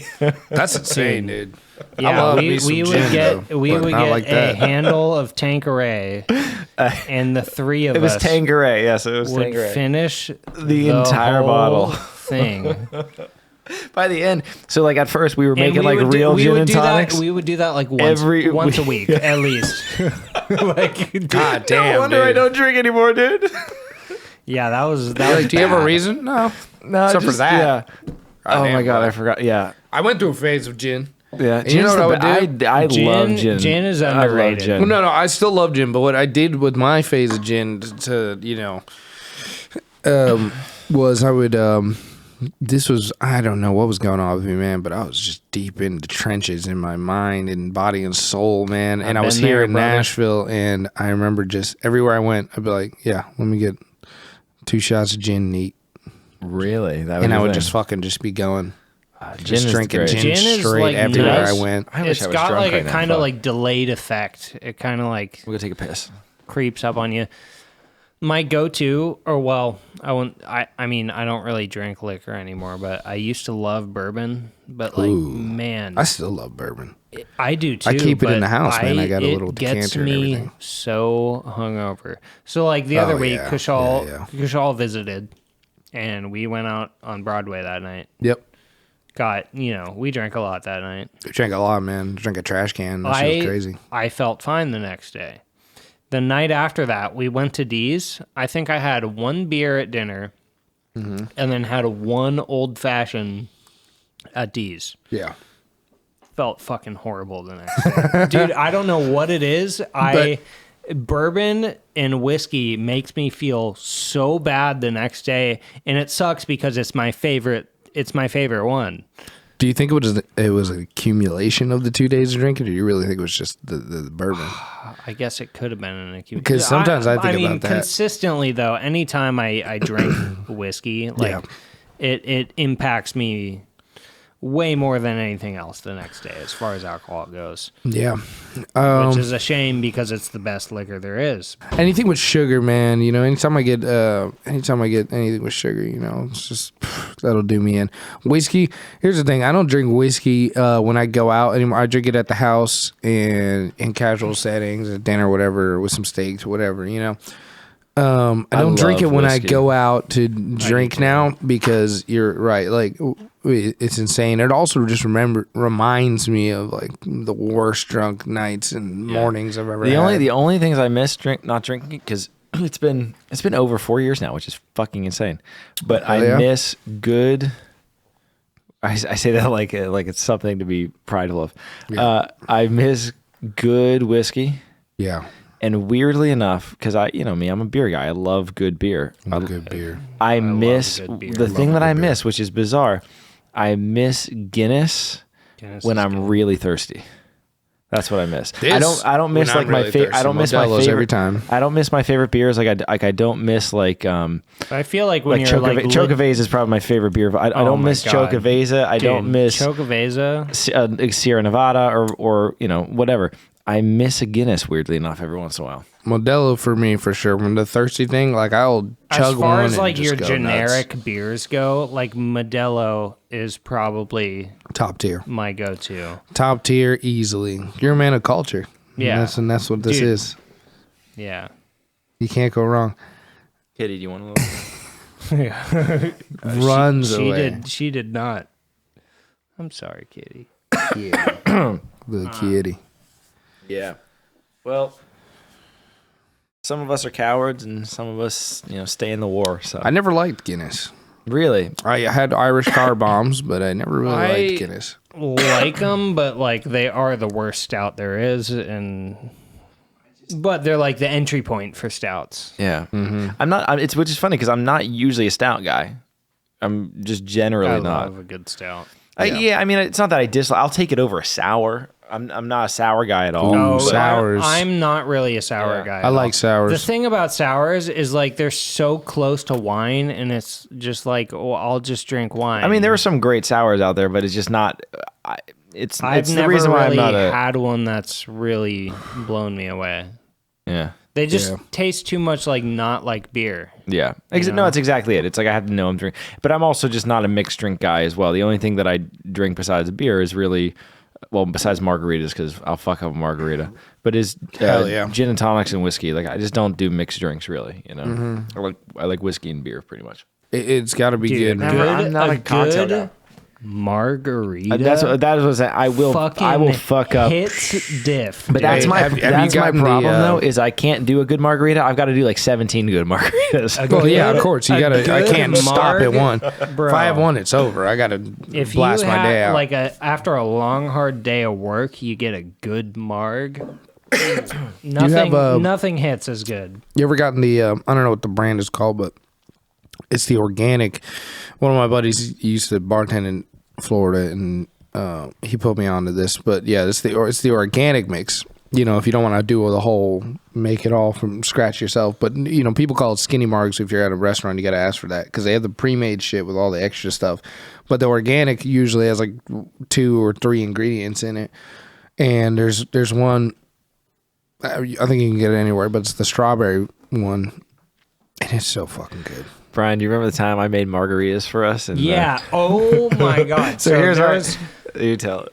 So long. So we tried to make our own margaritas one time, and Casey. No, I made you margaritas. Well, margaritas in quotation marks is what you made us. Casey swore this was in college in my place. That margaritas were only tequila and lime juice mixed together. That's all I want. That's and all I he want. literally Oh my made God, a dude. glass of fucking half tequila, half lime juice, nothing else. I love it. And it was That's so foul. disgusting. And That he is fucking drank. foul. I could Dude, drink so many it's of those. so gross.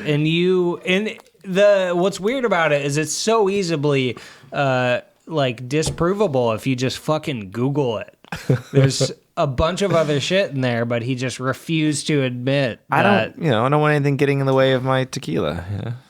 Yeah, but like tequila Why and just bother lime with juice, the like, lime juice? You should have just been true. I taking could have shots of been drinking tequila. shots Not Because what only the are fuck, you just man? like drinking like straight alcohol, you're also adding like straight citric acid into Yeah, it. dude, Like, awful. Hey, I'm a fan. Just as long tearing as my yourself rim's got some apart. salt on it, I'm a happy boy. you're You know. fucking weird. You want to get like hammered after this, Brian? Huh? Let's drink tequila and lemonade after or this? whatever. Yeah, Not that's lemonade, true. sorry, just lemon juice. You want one of these? I kind of do. Could I get one as well? A liquid death? Yeah. Yeah. No, this is nice. This is a different one. Can I get one too? What were we supposed to be on topic with? Just No, I music didn't and know. Nothing. We're talking Christmas? about anything we want. This is our fucking Yeah, show. yeah. We can do whatever the hell we want. Yeah, exactly. The real answer is we have no idea what the fuck we're doing. Okay, yeah. No, I can tell. I know. Yeah. We're not hiding it well, Brian. You guys are very professional. This is Yeah. very professional. Look at that. We got Thank liquid you, deaths all Alexa. over the Appreciate place. that a lot. Anything else you desperately want to touch on? Elves, aliens, dead friends, beer. Did we do anything else? What's another essential topic of? Yeah. I don't really know, man. I mean, am I supposed to talk about like my music career or something like that? Like, I was hoping, you were gonna like talk less and Normally that's what we do, but Yeah, I mean, this is a Christmas episode, so I mean, I can, but there's not like preach to us. preach. Yeah. I don't know what to preach about. I mean, Yeah. you know, I need to What's, start fucking making some music and put it out. What are you thankful for this year? I guess we didn't do this with Thanksgiving. Like, what do you feel appreciative of this year? Oh man, definitely the people in my life, my friends and my family. this is a good topic. And I'm also very much, I'm appreciative of my ability to, like just the things I have in my life, man. You know, I live alone in a big old house to myself and everything like that. Just being able to have the things I have, I guess, you know, I'm appreciative of, because I know a lot of people don't have a lot of things and have been struggling, especially in this economy and everything. So I really am thankful for just that. It's But like, yeah, what are you really thankful for? No, I'm thankful for these fucking bands I got, nigga. What you mean, bro? I'm thankful for being a fucking rich nigga. You know what I'm saying, man? What are you thankful for, Casey? God, I have no idea. Frankly, this is going to sound like a cop out, but I'm very thankful that we decided to do this podcast. I feel like it's just a great. It's been a great experience. It's been fun not only to spend this time with Brian and Alexa, but to spend this time with you and everyone that we've brought in here. It's been really nice. We've had a few really good friends in here. We've also had you, but we've had some really good friends in here, which is like so nice. It's nice to just chalk up a few hours to like spend with someone, but it's also been cool to have people in here that we don't know that well, and to like have that ability is. And it is like so really nice because how often do you like sit down for an uninterrupted multiple hour long conversation with someone? Like these days, Yeah, right. it feels like that never happens anymore. Yeah. So honestly, that's been one of my favorite things it's been about it so is like nice. we just sit down and like talk for a couple hours. Yeah. Such a simple thing, but like in today's day and age, it feels like that's becomes more and more rare to actually do. And I found, it is rare. And I found that everyone who has sat here has felt the same way and has felt really just has been very, very present and very appreciative of the fact of like, oh, we get to talk about whatever we want to talk about, right? Like there's no agenda. Yeah. There's no, it's just Yeah. whatever we want to talk about with this thing that I love or these things that I love, we can go down that route and it's- Chit chat. yeah, that's something I'm Chit-chat really it up. thankful for. No, yeah, definitely thankful for that. That's really awesome. Yeah, this is cool, man. I've never been on a podcast. I really do enjoy this. I don't think I like talking to you guys, but I definitely like being here with cameras in front of my face and getting to perform. Brian, what are you thankful for? Man. This is my wonderful feline friend here. She's been with me for probably at least 10 years now. Damn. Yeah, because you had Kitty when I met you, so more than that. I had her a long time before that, too. Yeah. So my cat, my wonderful wife, who Alexa is, we would not be able to pull this whole operation Alexa does off. everything. Yeah, None of this would happen. She's off camera, but she absolutely crushes it.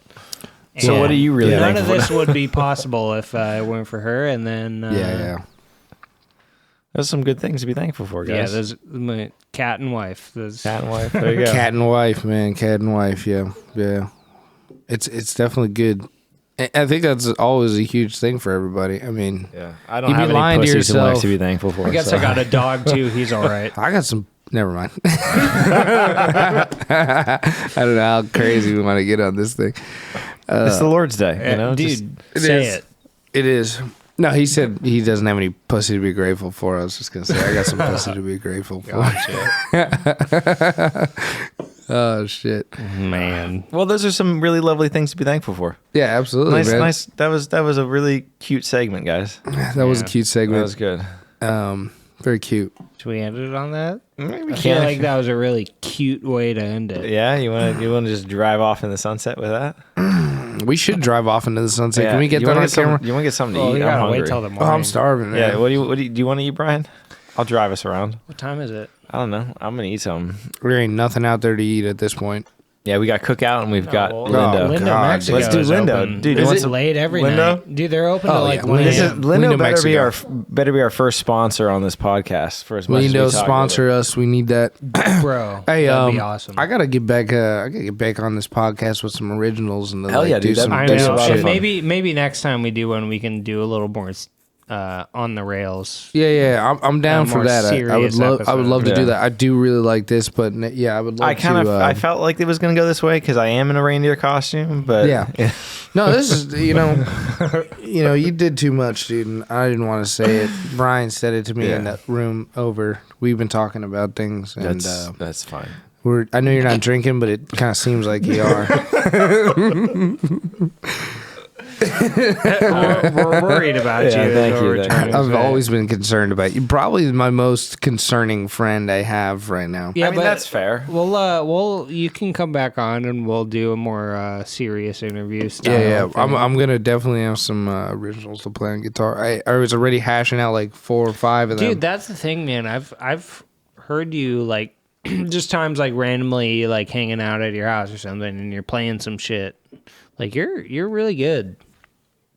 Thank you, dude. I really appreciate that. like, That stuff does mean a lot to me. Like it's not it doesn't just like Like go sometimes into I an ear forget, and out and the then other. you're like just randomly fucking around, like playing guitar and singing. I'm like, damn, Josh has got some shit. Thank you. Another buddy of mine said that too. And you know what? You know what makes me want to make music again? Or want to like really get into is when like people Women. that I What? love. No, it used to be women, and that's why it was never good.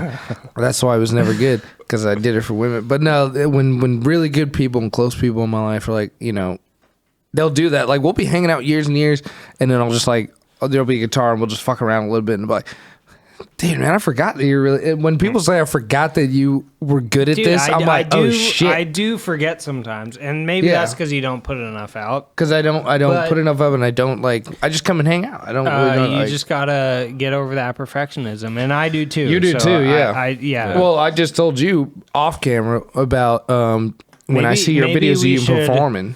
Yeah, well, that's like me just trying to get over it and fucking. Like, But dude, I fucking love it, dude. I'm telling you, when I see your shit, I watch it like fucking I'm 10 sorry, times. Are you talking about the shit that you can see on YouTube.com at Brian Graham Music?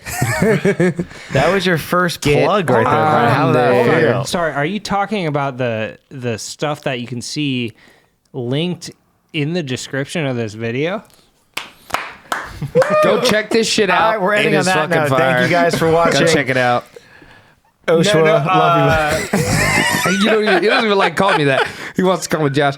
It's Oshua today. It might be Josh Mira later. You guys might convince me to do the name go back thing. To trees. We were supposed to talk about the name thing, but yeah, that you might convince me to go and just use my regular name. I don't know. Use Josh Muir. It's a badass name. You guys like Josh Mira? Oh fuck yeah, dude! I think Fuck he's yeah. just straight up. So here's my dilemma. I know we're supposed to end this episode, but listen, keep going. Here's my dilemma with the name it. stuff right now is that if I go back, first of all, if you guys go out on the town with me in Nashville, everybody's gonna be calling me O. They're gonna be calling me Oshua, which that doesn't matter. I could just change it. I don't give a shit. But the other thing is like, God, there's ICP something codes, ICR codes or whatever with music. So if I change my name, if I go back to Josh Mira, and I think that was another problem, was like somebody had it or something like that.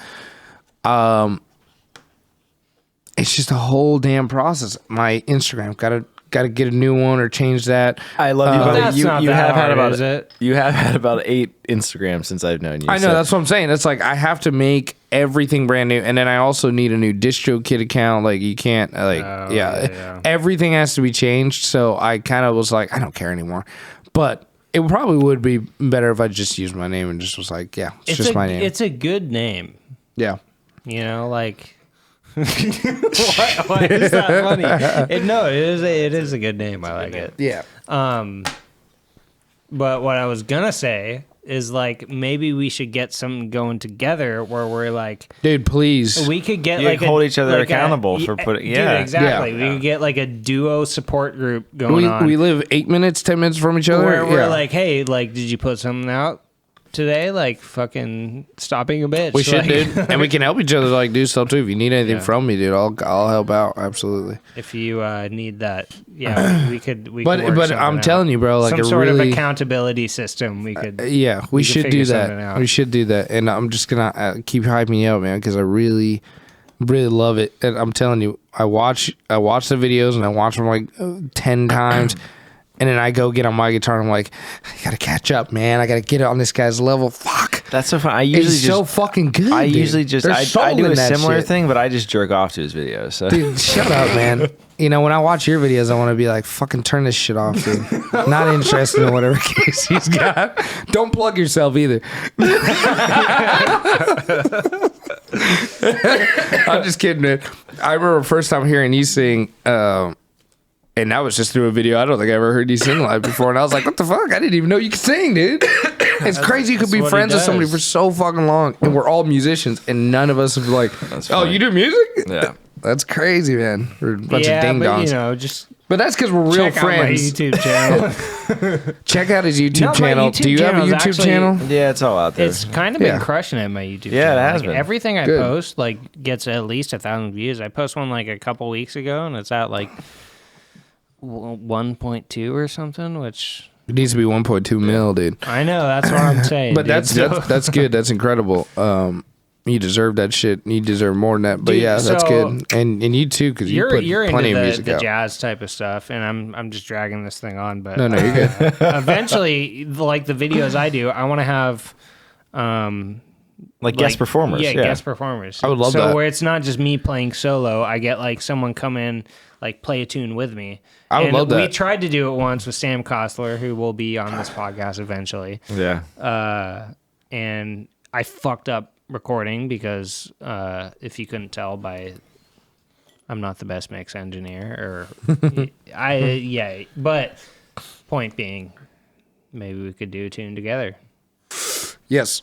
Let's I think for my channel, I'm trying to keep it in the jazz standard realm. No, I'm down. I love branch out a call that little branding. Love jazz standards, and also if you got any good ones that you really you really know or like to play, let's fucking do one. You could like sing a little bit. I'll throw a solo in there, and I think that would be really great. Some George Gershwin would be cool if we're singing. Oh, I love Gershwin.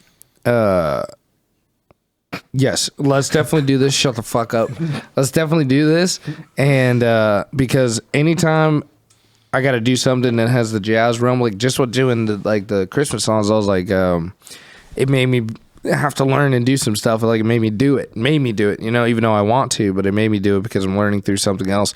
a different medium. So if I did something with you, it'd be like, okay, cool. Like you could just pick something and I'll just go just learn it. Because that's the thing. I'm like not like I don't know what the hell I'm fucking playing. I know half the chords I just now played, but like my skill. It's weird. I'm like I got the skills and chops with the guitar, but I don't know what the hell I'm doing. I can just do it, you know. So it'll give me more. It'll give me a broader stroke on this whole guitar thing if I get to do something with you. So I would love to do that. That'd be fun. And it'd be very cool. Teach you some jazz chords. And you would have a little, you know, it would be a little spicy, dude. You and me on the on there. No, I'm not going to do anything with you though. Well, before we I know you're trying to.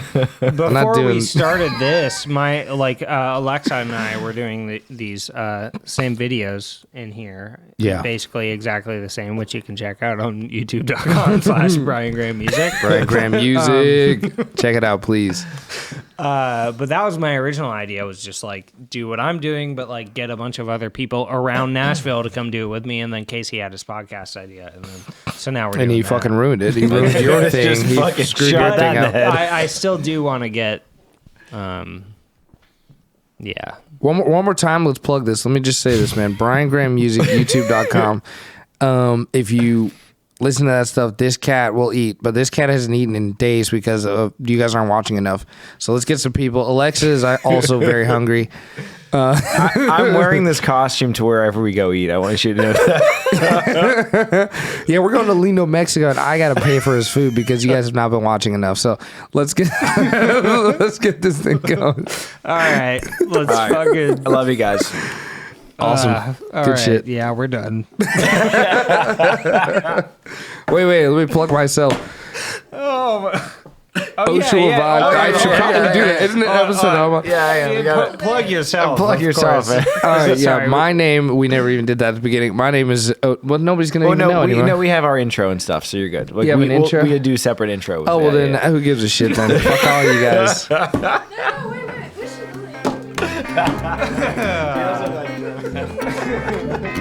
really.